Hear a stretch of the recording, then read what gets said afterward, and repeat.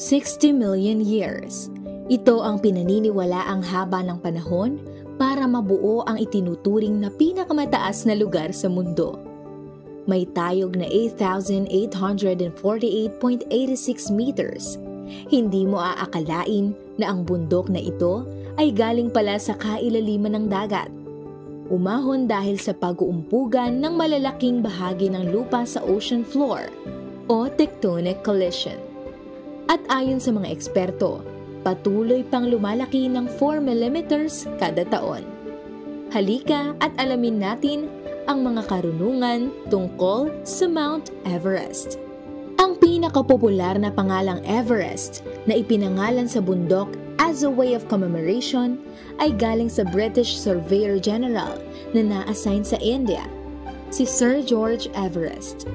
Ngunit may ipinangalan din ang mga lokal sa Nepal at Tibet kung saan may bahagi ang bundok sa bansa nila.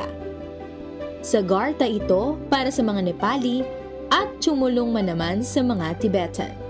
Minsan ding pinangalanan ang bundok na Peak 15 ng ibang Western explorer in 1841, pero opisyal itong tinawag na Everest noong 1865.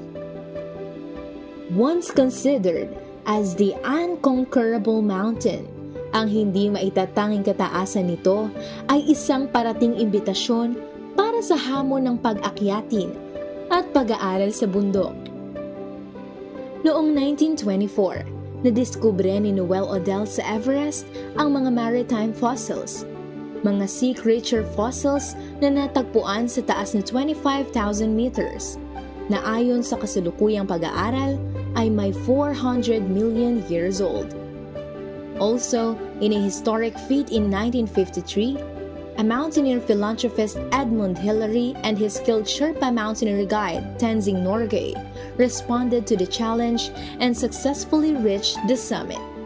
Binuksan pa nito ang malaking posibilidad ng pagtuklas at pagkilala sa bundok.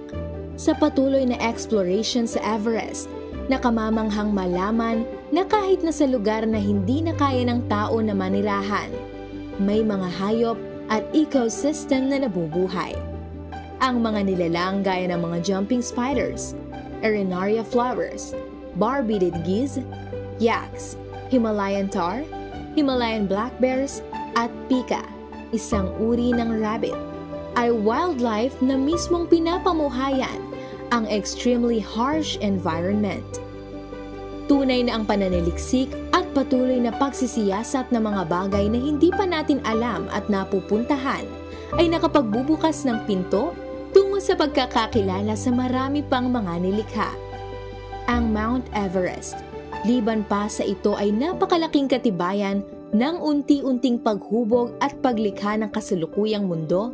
Ito rin ay kumakanlong ng mga iba pang nilalang na natuklasan na at mga hindi pa.